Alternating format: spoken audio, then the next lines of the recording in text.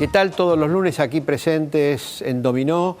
Hoy sin la presencia de Antonio de Turris vamos a analizar un tema muy pero muy importante que tiene que ver con la economía familiar y estamos hablando de todo lo concerniente a la energía. Ustedes saben que días pasados el ministro de Planificación, Julio De Vido, dijo: vamos a seguir con la reducción de los subsidios al gas y al agua, pero ahora también vamos a incluir a la electricidad, con lo cual ya la factura de servicios, digamos, elementales o servicios públicos en el hogar, si sumamos gas, agua y energía eléctrica, va a ser bastante costoso. No olvidemos que hubo aumentos de más del 300% en el gas, aumentos del 400, 500% en el agua, y viene bastante saladito todo lo que tiene que ver con los aumentos en la luz eléctrica. Hay algunos estudios que hablan que quizá una familia tipo con un consumo medio y quizá tenga que pagar 1.500 pesos promedio de estos servicios, y se hace realmente muy pero muy costoso hoy como están las cosas, porque sabemos que tenemos una inflación muy fuerte que le está ganando a los salarios, 40% de inflación, 30% fue el ajuste de los salarios en las últimas paritarias, ahí hay 10 puntos de pérdida salarial que son muy importantes. Y al mismo tiempo que el gobierno está transfiriendo parte de los subsidios a la gente y a las viviendas y a las familias, por otro lado uno mira que la factura de subsidios sigue creciendo y ya se están hablando de cifras muy pero muy impresionantes. 150.000 a 200.000 millones de pesos sería el total de los subsidios. Por lo tanto, si eso se reduce y en algún momento se elimina, evidentemente el salario, las jubilaciones, etcétera, van a ser muy pero muy golpeadas. Por eso hemos convocado a dos especialistas para analizar este tema. Uno es Gustavo Callejas, que fue subsecretario de Energía en la época del gobierno del radicalismo. Y después, por otro lado, está con nosotros también Sebastián Sheinberg, que es de la Fundación Pensar, para que nos ayuden a tratar de entender por qué estamos teniendo este nivel de subsidios, por qué va a pesar tanto en el bolsillo y a dónde va la política energética, porque sabemos que el gobierno está apurando la sanción de esta ley de hidrocarburos, dice que con eso se solucionan todos los problemas, van a llegar dólares, Argentina va a lograr el autoabastecimiento energético e inclusive va a poder exportar. Bueno, son todos proyectos que dice el gobierno que tiene en sus manos, pero que están muy pero muy cuestionados por especialistas. Quédese aquí unos segundos y ya comenzamos el debate en Dominó.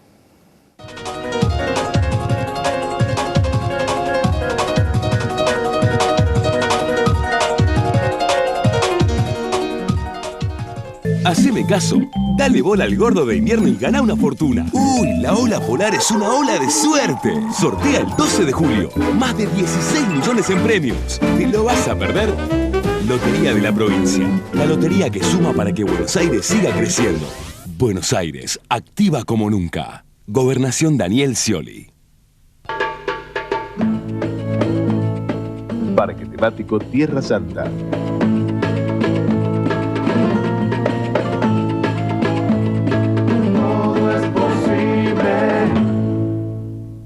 UMED, tu derecho a la excelencia.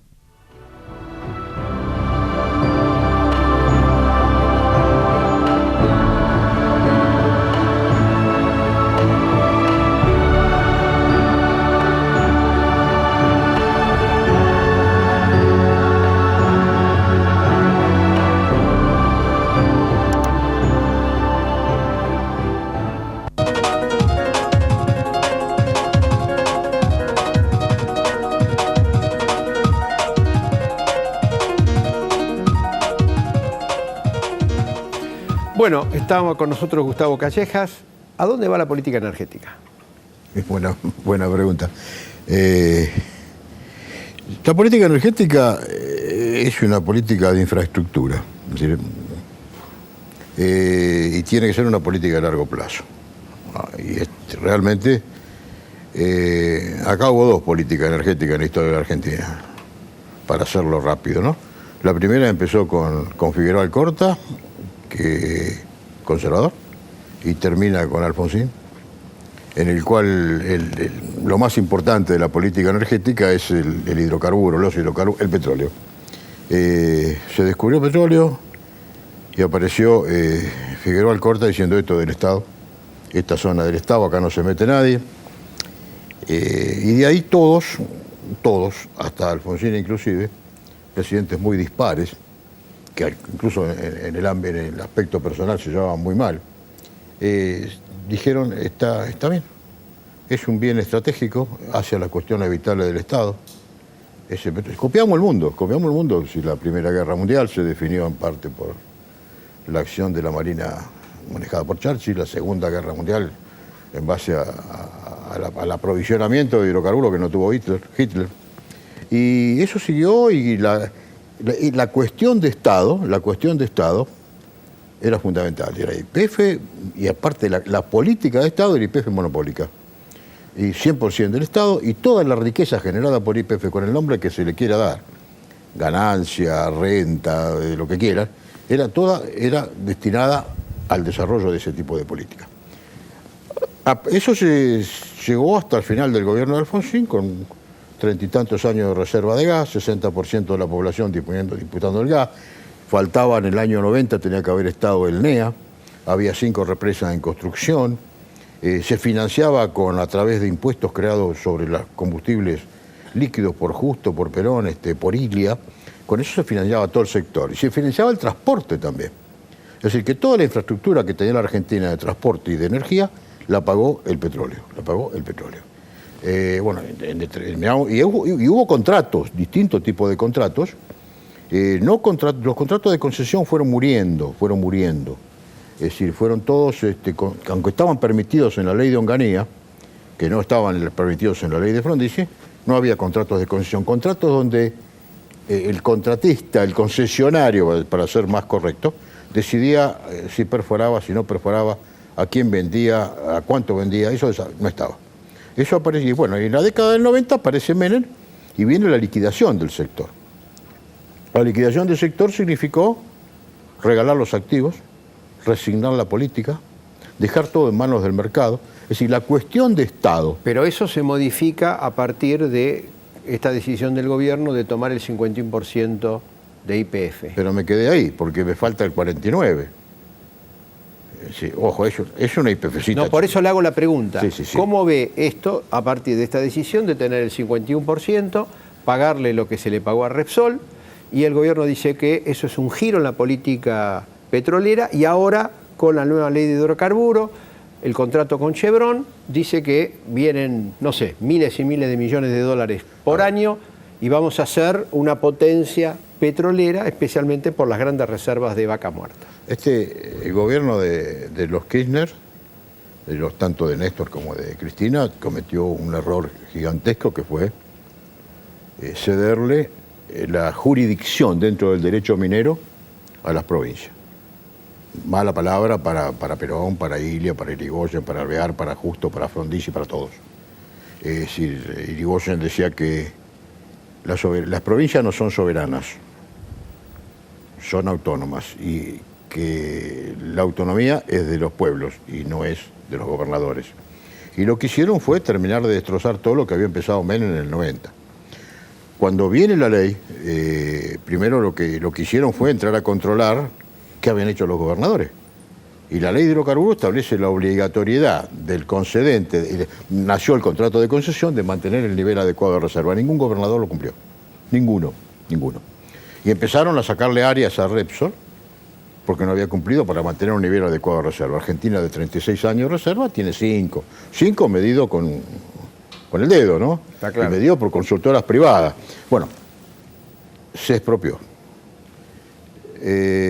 Pero me quedé con el 49% en manos privadas que tienen otros intereses. Además hay una YPF muy chica que maneja apenas el 30 y tantos % del mercado de hidrocarburos, de gas y de petróleo.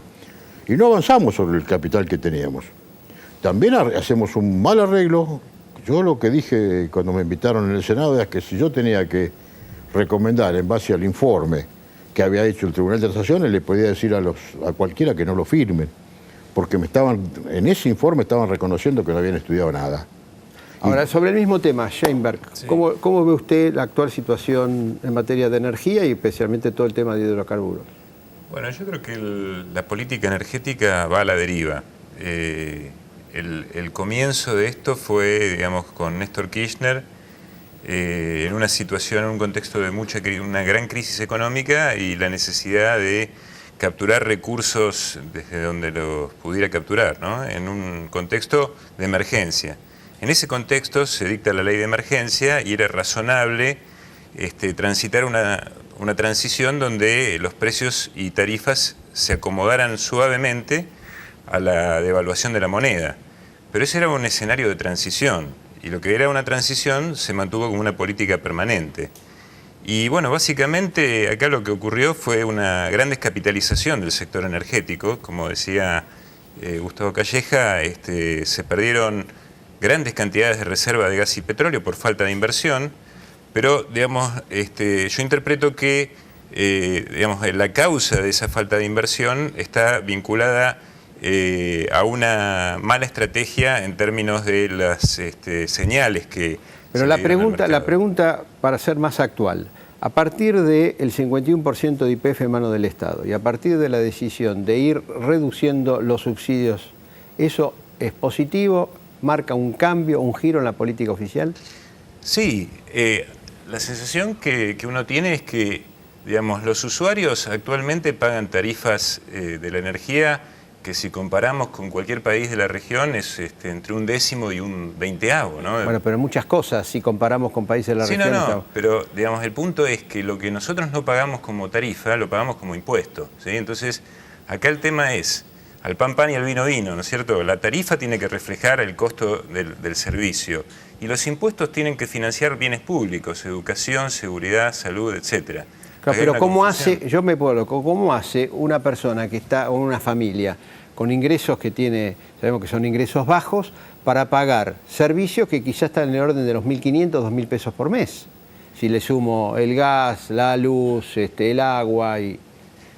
No, Ismael, el tema de la distorsión de los precios que ha tenido el sector energético evidentemente determinan que las tarifas que está pagando una familia actualmente no remuneran el servicio. Y entonces sí es necesario que exista un salto, pero ese salto en el valor de la tarifa va a la vez permitir una política de recuperar la estabilidad de la moneda.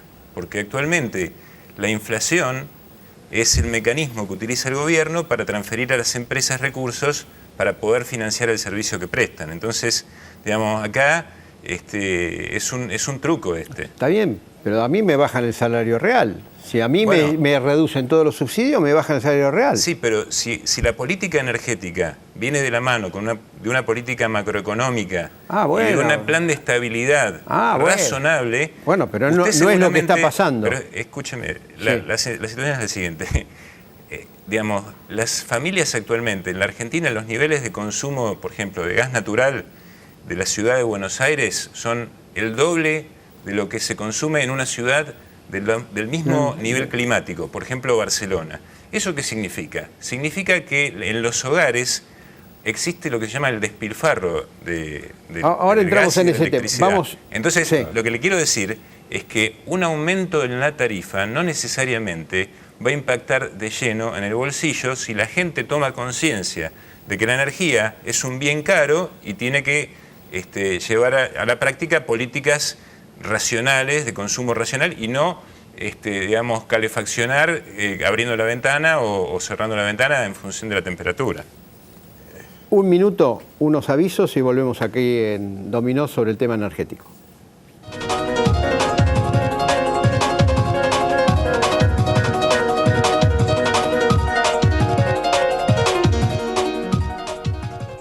Crecer es brindar oportunidades. Crecer es motivar el desarrollo de la gente. Crecer es promover la cultura y el deporte. Queremos seguir creciendo junto a vos. Banco Ciudad. Te quiere ver crecer. 0822 20400. bancociudad.com.ar. ¿Conoces el botón de alerta? Es la nueva aplicación gratuita de Provincia Seguros. Con solo pulsar un botón, envías al instante múltiples alertas de seguridad con la dirección exacta en la que te encontrás. Nos interesa tu seguridad. Buenos Aires, activa como nunca. Gobernación Daniel Scioli.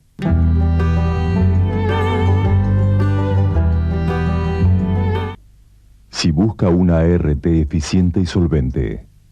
Si busca una aseguradora que responda siempre. Interacción. Grupo Asegurador.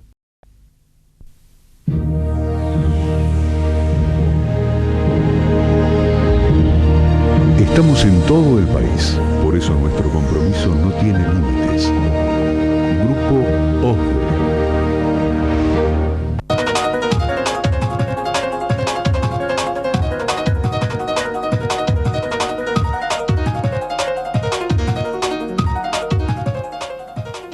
Bueno, seguimos en Dominó este debate sobre los subsidios, el ajuste de tarifa, etcétera. Usted, Callejas, ¿cómo lo ve? Porque el tema es así. A veces, bueno, lo dijo recién Sheinberg, dijo, si uno compara los precios de las tarifas aquí, de gas, electricidad, con otras partes del mundo y con América Latina, el precio es muy bajo. Ahora, yo puedo comparar también otro conjunto de precios que están también muy bajos respecto, y otro de los precios que está bajo respecto a la región son los salarios. Si yo comparo en dólares cuánto gana un trabajador acá respecto a lo que gana en Brasil o en otro lugar del mundo, en otras partes del mundo, ni hablemos, evidentemente en dólares los salarios argentinos son muy bajos. Ismael, vea, el subsidio siempre existió, siempre. Si solamente que YPF... No, pero este nivel no. No, pagaba, YPF pagaba todo. Es decir, la filosofía política que desde Figueroa Alcorta hasta Alfonsín era que todos los argentinos, no importa cuánto ganen ni dónde vivan, tienen derecho a disponer y a gozar de los bienes de energía. Y la industria tiene derecho a tener precios competitivos. Entonces, con YPF 100% en manos del Estado y sus empresas subsidiarias como Gas del Estado, Agua y Energía Eléctrica, todo se subsidiaba. Pero lo que pasa es que YPF servía ¿para qué? Para todo. Porque hasta que se les robaba prácticamente por parte de Hacienda lo que es el ITC. Cuando uno quiere ver los ingresos reales de YPF, tiene que ir, vamos al balance, vamos a Hacienda y miremos el ITC. Esos son los ingresos reales. Con eso y manejando el 100% de la riqueza generada por el petróleo, teníamos tarifas accesibles de gas. Hoy, esto empezó, este desastre viene de los 90, no viene del 2000, viene de Menem, del neoliberalismo, del regalo del petróleo, de las empresas y demás, y como decía él también, de la no inversión. Bueno, hoy el subsidio apareció en la crisis de los 2000, pues la gente no podía pagar. Le habían dolarizado las tarifas, se ajustaban por la inflación de Estados Unidos, las empresas habían asegurado su rentabilidad en dólares, 700% de aumento en dólares de golpe, echaron a los jubilados de la tarifa preferencial. Es decir, tenemos desastres organizativos como de Sur y de Nor, que nadie sabe por qué hay dos empresas con una sobra, como romper la distribuidora de gas, y todo eso cuesta mucha plata. Entonces, en un momento la gente no pudo pagar, y como no pudo pagar, hubo que darle subsidio. Y ahora tampoco va a poder pagar. Si de una forma o de la otra, van a tener que implementar un sistema de subsidios para aquel que lo necesite. Pero tampoco podemos seguir manteniendo, por ejemplo, yo no puedo tolerar que en este país haya 8 distribuidoras. Me sobran 7 o 2 transportadoras. O ¿por qué tengo que, si yo no tengo Edesur y vivo en San Telmo, me quiero ir a Edenor, tengo que vender mi casa? No, terminemos con todo, hagamos una organización completamente distinta, reestructuremos el sector, bajemos costos. Pero además tenemos que recuperar el manejo soberano del 100% de lo poco que nos queda, Entonces, para eso se necesita, no esta ley que se negocia con jeques provinciales, sino que pase de vuelta todo a la nación argentina, como los grandes presidentes lo quisieron, y que podamos administrar eso con todo lo que nos va quedando de gas y de petróleo a precios totalmente regulados, que se hizo siempre y no se fundió ninguna estación de servicio, acá se fundieron 3.000 en los últimos años, no se fundió ninguna refinería, los yacimientos estaban en buenas condiciones, se invertían 200 pozos por año en exploración, se tenía que haber terminado el gasoducto del NEA, hoy no tenemos nada. Es decir, que hay que ver dónde vamos a sacar los recursos, cómo vamos a invertir, cómo vamos a permitir la accesibilidad, porque no podemos dejar a un argentino sin gas o sin luz. Sheinberg, lo mismo. No, bueno, yo respeto mucho la opinión de Callejas, pero estoy en las antípodas, no la comparto. Y bueno, creo que la sociedad se debe un debate amplio, serio, de nivel, pero básicamente lo que considero es que los servicios energéticos tienen que estar remunerados para cubrir los costos, o sea, eso desde ya. Y que las cuentas públicas tienen que estar equilibradas y la política monetaria tiene que ser cuidadosa, tiene que la Carta Orgánica del Banco Central, el Banco Central tiene que ser independiente. Acá se están confundiendo los instrumentos para atacar un problema que es lo que comúnmente llamamos el populismo, digamos. No un problema, sino que digamos, ha habido una conducta... Pero acá viene el tema de lo siguiente. En los 90 se llevó adelante una política de privatización, de regulación económica y todo lo más, y terminamos en la peor crisis de la historia. Después vino esta década, que es la que estamos viviendo ahora, donde aparecen todas estas distorsiones y todo lo demás. Entonces, la gente que nos está viendo vivió este periodo, vivió el periodo anterior y está confundida porque dicen, si esto no sirve, pero lo anterior tampoco sirvió. Pero Ismael, no hay que estigmatizar, o sea, hay que recoger las cosas positivas de los periodos de gobierno que fueron positivas y las cosas negativas... ¿Qué nos dejó de positivo la década anterior y qué tenemos de positivo la actual? Bueno, la década del... El tema de energía. Sí, yo creo que la desregulación de la industria fue positiva, se generó competencia... en la década anterior. En la década del 90, sí. Pero terminamos con materia, una crisis. Momento. En materia de energía eléctrica, los precios mayoristas fueron reduciéndose, los precios del gas fueron muy competitivos respecto a la región, la inversión hasta mediados de los 90, tanto en el upstream de gas como de petróleo, se incrementó, la estrategia de Ensoro de crear una empresa líder a nivel regional fue positiva. Creo que hubo un problema, sí, obviamente, que tenía que ver con problemas de expansión y problemas básicamente de atención a la cuestión social. Acá, como dijo Calleja, digamos, la gente que tiene recursos limitados tiene que tener un subsidio en la tarifa, pero el subsidio tiene que ser parte de la política social, no parte de la política energética.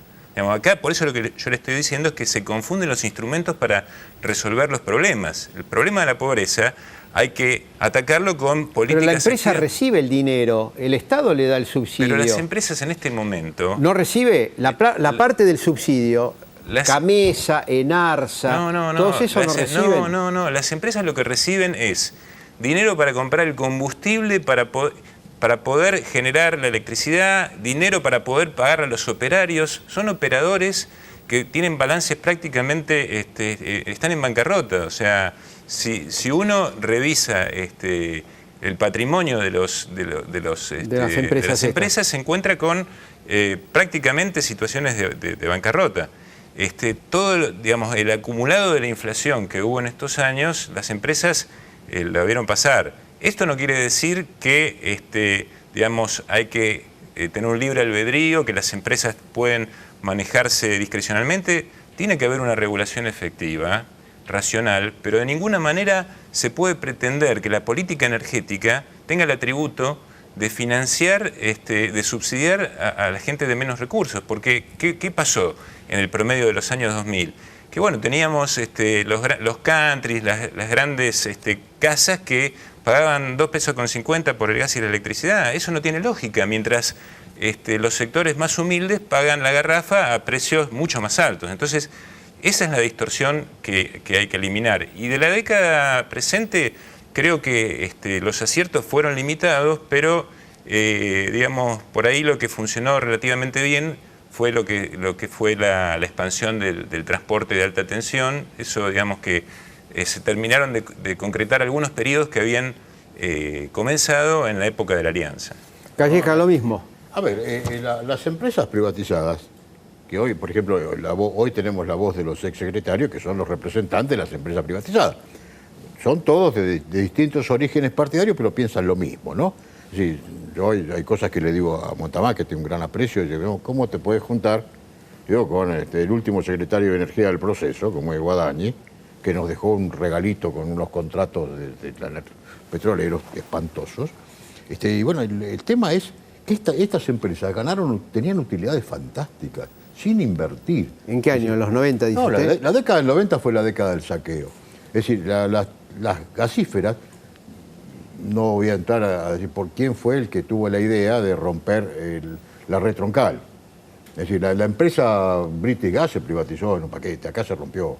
Y fue un señor que se llamaba, asesor actual de Uribarri, creo que es Marisa, que le dijo a Estensoro que había que romper gas del Estado. Un disparate. Bueno, ahora se paga, ¿no? Y la parte eléctrica también se paga. Entonces todas estas empresas ganaban, las transportadoras ganaban un 50% de utilidad neta sobre venta. No habían invertido absolutamente nada, le dejaron las redes perfectas. Y las transportadoras, las distribuidoras daban 40%. Y bueno, y eso se fue, la gente no podía pagar. No podía pagar, porque hacían la cuenta que no tiene plata, no paga, eso es el mercado. Y no invirtieron, tienen contrato Pero hoy de 40 tenemos una años, situación, maestro. esa situación no se 50 podía años. pagar, pero hoy yo No lo se que puede veo pagar. es si se transfiere, No se puede pagar. se transfieren los Hay gente que subsidios no puede directamente a pagar. la gente, un gran sector. No olvidemos, la jubilación está en 3.700 pesos y en esa situación debe No haber puede pagar. 4 millones de personas. El nivel de subsidios que habría que mantener tendría que ser muy extenso, porque Pero, tenemos un Ismael, 30%. Habría que decir, primero es sagrado que todos Pero accedan. hay más en serio que tenemos que ir terminando. 10 Acceda. segundos Calleja y le damos 10 segundos. En 10 segundos, un resumen de su posición. Mi posición es que tiene que volver todo al Estado Nacional, excluir a las provincias del manejo petrolero, reorganizar, reestructurar, quiere decir que una sola empresa gasífera nacional, igualar las tarifas eléctricas para todos y comprender que estamos en emergencia.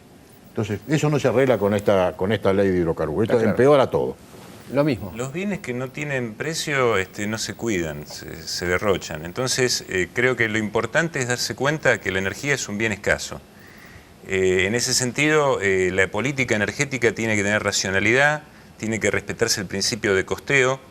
Y por otra parte, la gente que, como usted dice, no tiene los recursos suficientes, hay que definir recursos presupuestariamente para que esa gente Determinados. tenga la claridad de que más allá de, no sé, 500 kilowatt hora que consume, el kilowatt hora siguiente le va a salir al precio de mercado, ¿sí? Esa es un poco la definición que nosotros tenemos en mente. Precios mayoristas únicos y una convergencia a precios únicos, y no esta distorsión y esta multiplicidad de precios y tarifas que son un descontrol. Muy agradecido por haber estado en Dominó, les agradezco a ambos. El debate continúa, la ley de hidrocarburos, está el contrato de Chevron que nadie conoce, hay muchas cosas todavía en el tintero, pero el tiempo nos limita. Nuevamente muchas gracias y nos reencontramos el próximo lunes.